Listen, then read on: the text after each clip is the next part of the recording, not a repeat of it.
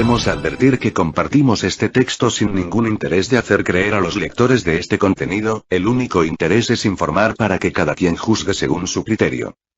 El texto fue tomado del libro El matrimonio perfecto capítulo 33 por Samael Aun Weor. El Cristo. El adorable Dios Christus, Cristo, deviene de arcaicos cultos al Dios Fuego. Las letras P, Pira, y la X, cruz, significan el jeroglífico de producir el fuego sagrado. Cristo fue adorado en los misterios de Mitra, Apolo, Afrodita, Júpiter, Jano, Vesta, Baco, Astarte, Demeter, Quetzalcóatl, etc. Jamás ha faltado en religión alguna, el principio Cristo. Todas las religiones son una sola. La religión es inherente a la vida como la humedad al agua. La gran religión cósmica universal se modifica en millares de formas religiosas. Los sacerdotes están plenamente identificados unos con otros en todas las formas religiosas por los principios fundamentales de la gran religión cósmica universal. No existe diferencia básica entre el sacerdote mahometano y el sacerdote judío o entre el sacerdote pagano y el cristiano legítimo. La religión es una. Única y absolutamente universal. Las ceremonias del sacerdote sintoísta del Japón o de los lamas mongoles es similar a las ceremonias de los brujos y hechiceros del África y Oceanía. Cuando una forma religiosa se degenera, desaparece y en su lugar la vida universal crea nuevas formas religiosas. El auténtico cristianismo gnóstico primitivo viene del paganismo. Antes del paganismo se veneró en todos los cultos al Cristo cósmico. En Egipto, Cristo era Osiris y quien lo encarnaba era un osirificado. En todas las épocas han vivido maestros que se han asimilado al principio crístico universal infinito. En Egipto, Hermes fue el Cristo. En México, el Cristo fue Quetzalcóatl. En la India sagrada, Krishna es Cristo. En la Tierra Santa, el gran gnóstico Jesús, educado en la tierra de Egipto, fue quien tuvo la dicha de asimilarse el principio crístico universal y por ello mereció ser rebautizado con la seidad del fuego y de la cruz, Christus. El nazareno Jesús Jesús Teus, es el hombre moderno que encarna totalmente el principio crístico universal. Antes de él, muchos maestros encarnaron ese principio crístico del fuego. El rabí de Galilea es un dios porque encarnó totalmente al Cristo cósmico. Hermes, Quetzalcóatl, Krishna, dioses son porque también encarnaron al Cristo cósmico.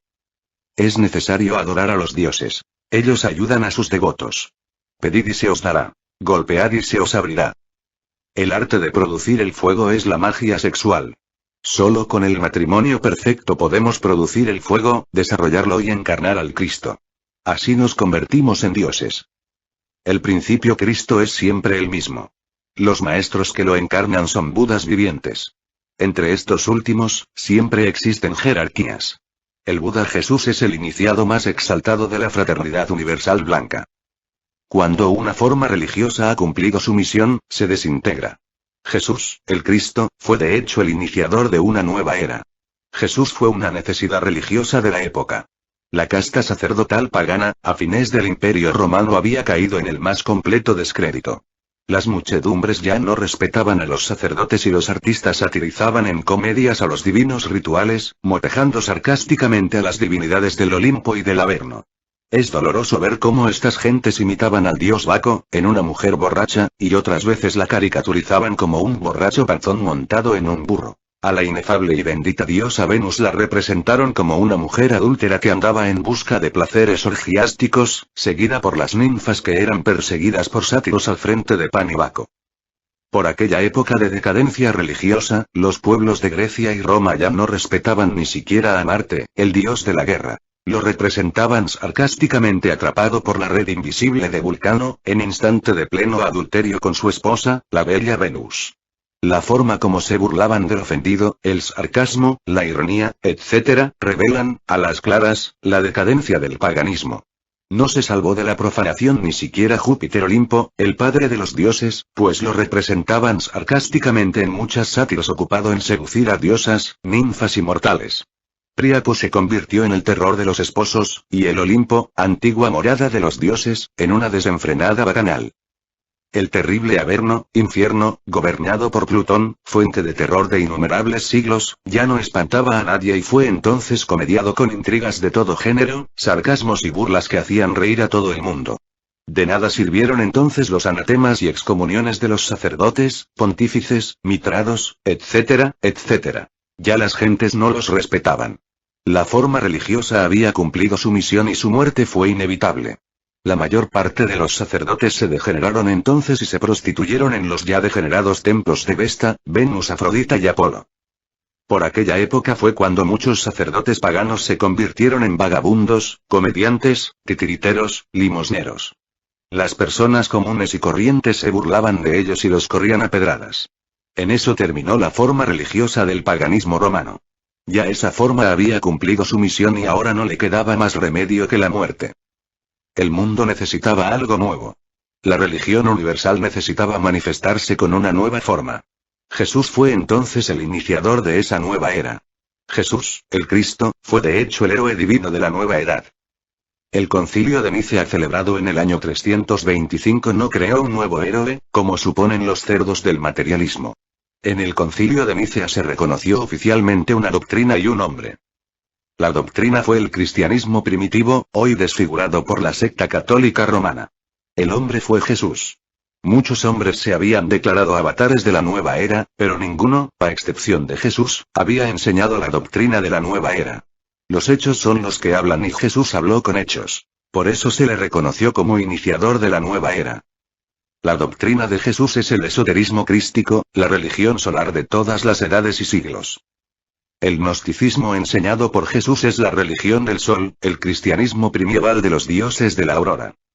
En el concilio de Nicea se le dio de hecho personería jurídica a una nueva forma religiosa que había soportado, durante mucho tiempo, persecuciones y martirios espantosos. Basta recordar los circos de leones en tiempos de Nerón, cuando los cristianos eran echados a la arena para ser devorados por estas fieras. Recordemos las épocas de las catacumbas y los sufrimientos de todos aquellos gnósticos. Era muy justo que en el concilio de Nicea se reconociera definitivamente, en forma totalmente oficial, una doctrina solar y un hombre que había encarnado al Cristo cósmico.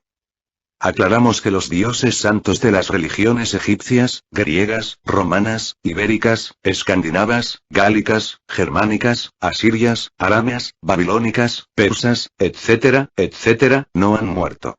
Esos dioses cumplieron su misión y luego se retiraron. Eso es todo. En un futuro Mahambantara esos dioses inefables y sus religiones divinas volverán en su tiempo y en su hora para una nueva manifestación. Cuando una forma religiosa desaparece, entrega sus principios ecuménicos universales a la forma religiosa que le sucede. Esa es la ley de la vida. Jesús tiene los divinos atributos de Krishna, Buda, Zeus, Júpiter, Apolo. Todos ellos nacen de una virgen. Realmente, el Cristo nace siempre de la Virgen Madre del mundo. Todo maestro practica magia sexual y, hablando en sentido simbólico, podemos afirmar que dentro del vientre de la esposa sacerdotisa nace el Cristo. Los emblemas, símbolos y dramas del nacimiento de los dioses son siempre los mismos. El dios Mitra nace el 24 de diciembre a las 12 de la noche, como Jesús. El lugar de nacimiento de Jesús, Belén. Este nombre viene del nombre del dios de los babilónicos y germanos que así denominaban al dios Sol, Belo Beleno. Con esto se quiso dar a entender la realidad de un hombre que encarnó al Cristo Sol. Las diosas Isis, Juno, Demeter, Ceres, Vesta, Maía, fueron entonces personificadas en la madre del hierofante Jesús. La hebrea María fue una gran iniciada. Esto lo sabe todo ocultista. Todas estas diosas madres bien pueden representar a la divina madre Kundalini, de la cual nace siempre el verbo universal de la vida.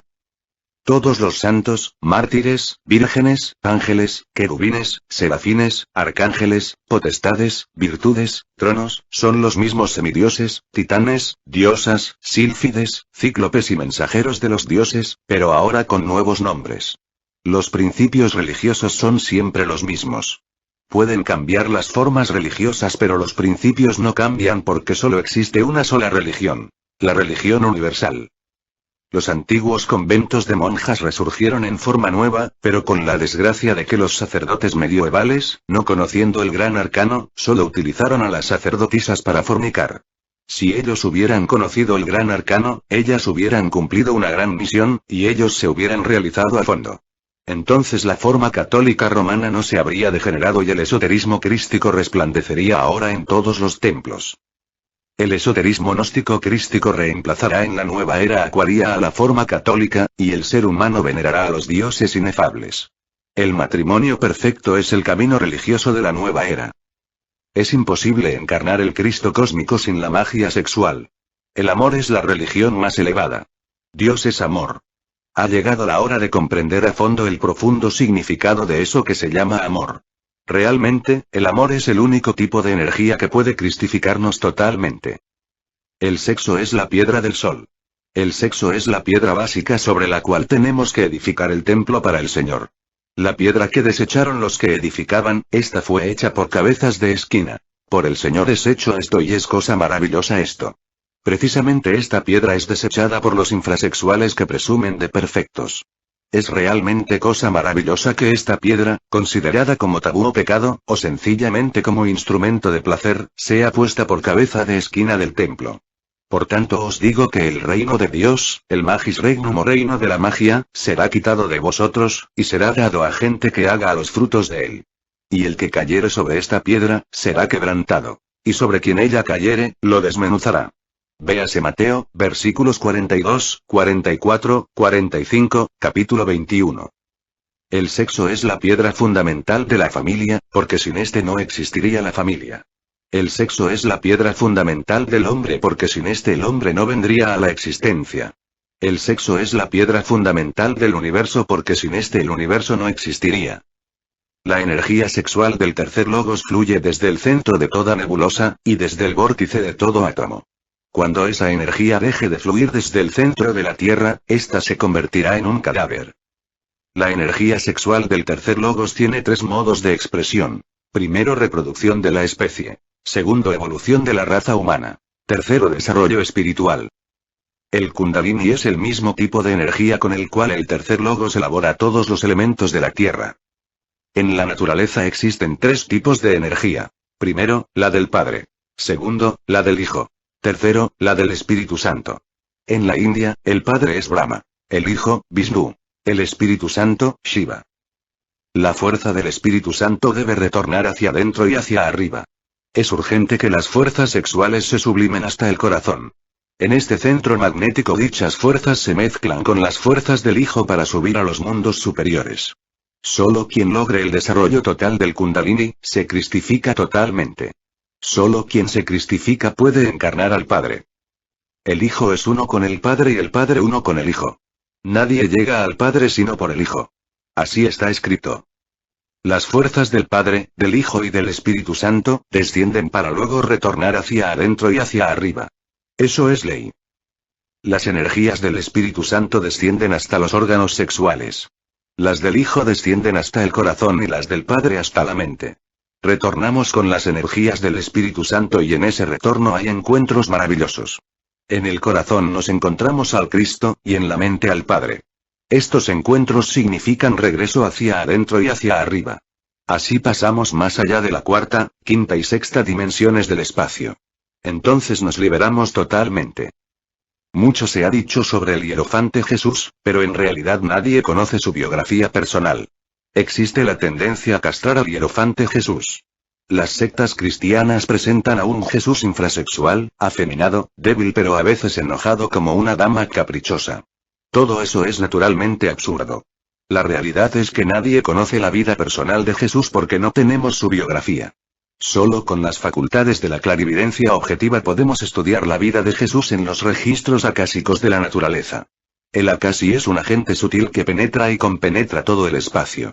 Todos los acontecimientos de la Tierra y de sus rachas, la vida de Jesús, etc., están escritos como en película eterna y viviente entre el acasi. Este medium compenetra hasta el aire. La ciencia de la radiotelevisión a fines de este siglo tendrá instrumentos adecuados para ver los registros acásicos. Entonces la gente va a estudiar con sus aparatos la vida personal del hierofante Jesús. Ya sabemos que todos los movimientos son relativos y que solo hay una constante. Esta es la velocidad de la luz. La luz viaja de determinada velocidad constante. Los astrónomos con sus lentes perciben estrellas que ya han dejado de existir. Lo que ven y hasta fotografían de dichas estrellas es el recuerdo, el acasi. Muchas de esas estrellas son tan distantes, que la luz proveniente de ellas, pudo haber comenzado su viaje desde antes de la formación del mundo. Esta lentitud de la luz, esta constante, puede hacer posible realmente la invención de ciertos instrumentos especiales con los cuales se pueda ver el pasado. Nada de esto es imposible.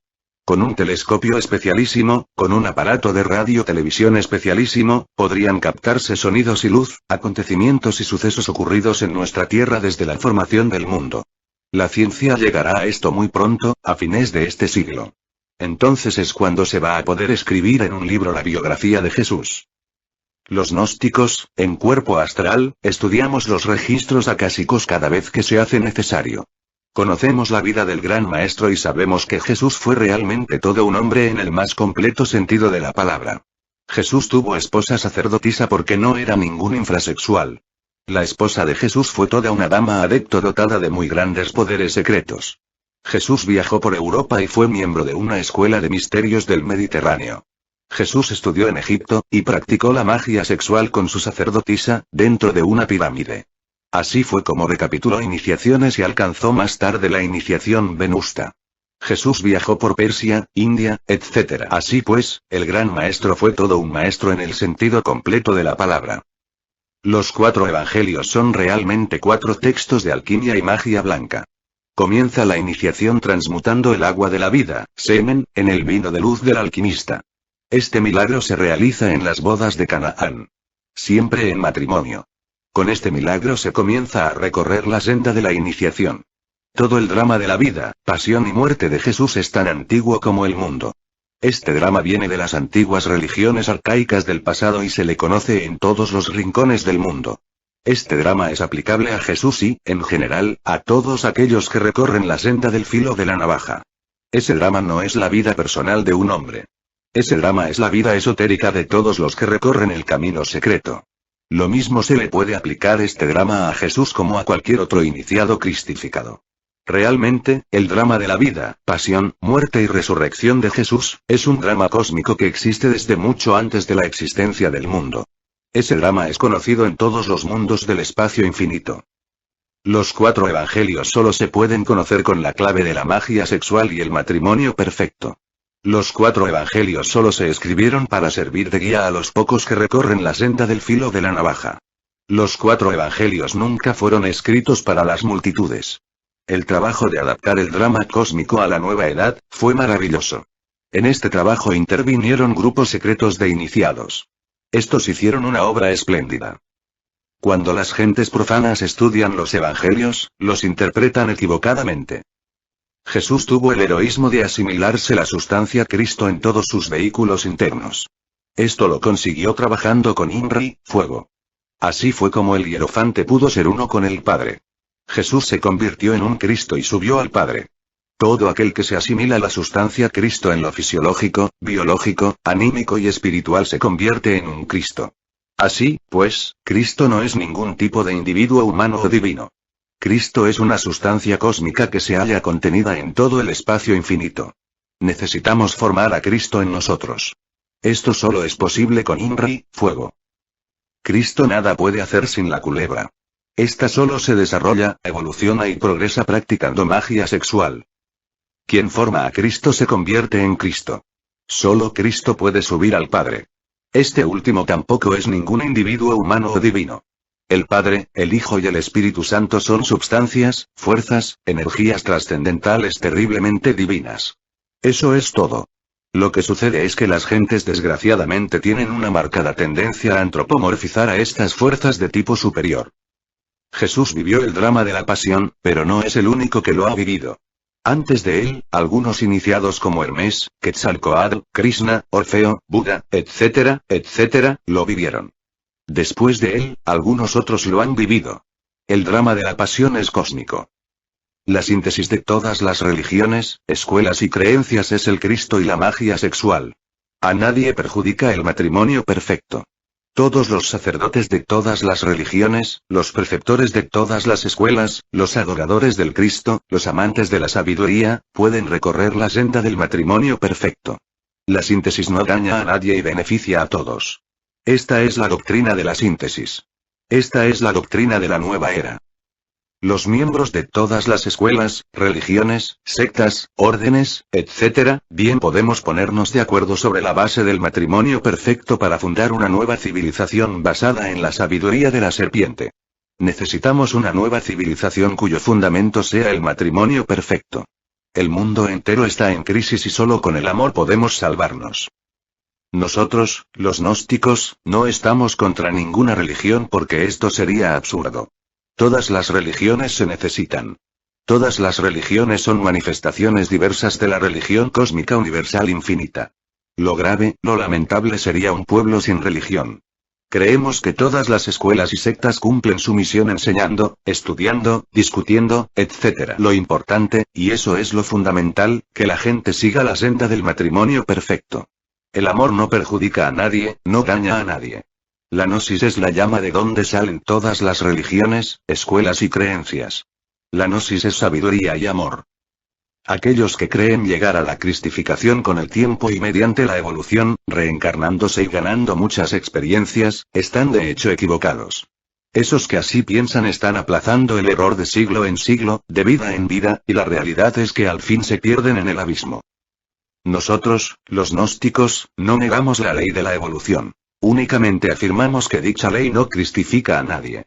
Las leyes de evolución e involución son leyes puramente mecánicas de la naturaleza que se procesan simultáneamente en todo el gran laboratorio de la naturaleza.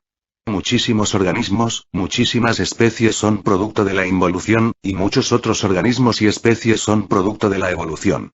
Lo grave es atribuirle a la evolución cosas, virtudes y cualidades que ésta no tiene.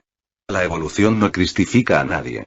Quien quiera la cristificación necesita la revolución de la conciencia. Esta solo es posible trabajando con el grano. Hemos de aclarar que el trabajo con el grano tiene 3 líneas completamente definidas. Primera, nacer. Segunda, morir. Tercera, sacrificio por la pobre humanidad doliente. Nacer es un problema completamente sexual. Morir es cuestión de santidad. Sacrificio por la humanidad es cristocentrismo. Debe nacer el ángel dentro de nosotros mismos. Este nace de su germen sexual. Debe morir Satán, esto es cosa de santidad. Debemos dar la vida para que otros vivan. Esto es cristocentrismo. El hierofante Jesús vivió realmente el drama de la pasión así como está escrito. Nosotros, aun cuando somos realmente unos míseros gusanos de la tierra, necesitamos también vivir todo el drama de la pasión. Jesús fue hijo de un soldado romano y de una mujer hebrea. El gran hierofante fue de mediana estatura y de color blanco ligeramente quemado por los rayos del sol. El gran maestro tenía cabello negro y barba del mismo color. Sus ojos parecían 2 noches inefables. La palabra nazareno viene de nazar, hombre de nariz recta. Jesús no tenía nariz curva de tipo judío.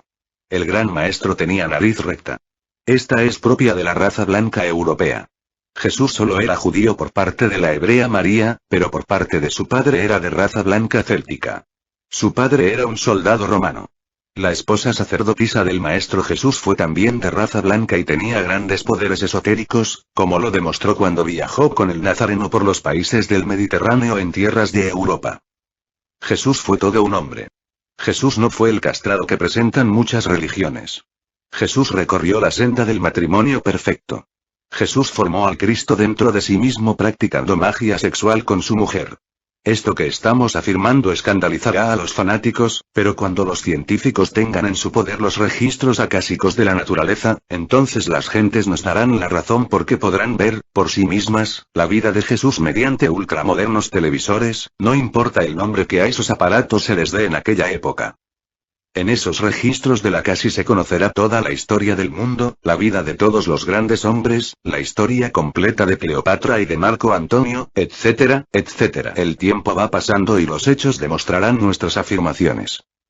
Por estos días en que terminamos estos 33 capítulos del matrimonio perfecto, hemos sido informados de que el gran maestro Jesús está en el occidente de los Estados Unidos. El gran maestro anda por las calles anónimo y desconocido, viste como cualquier paisano y nadie lo conoce. Un tremendo fluir de energía crística sale de él y se difunde por toda la América. El gran maestro conserva todavía el mismo cuerpo que tuvo en la Tierra Santa.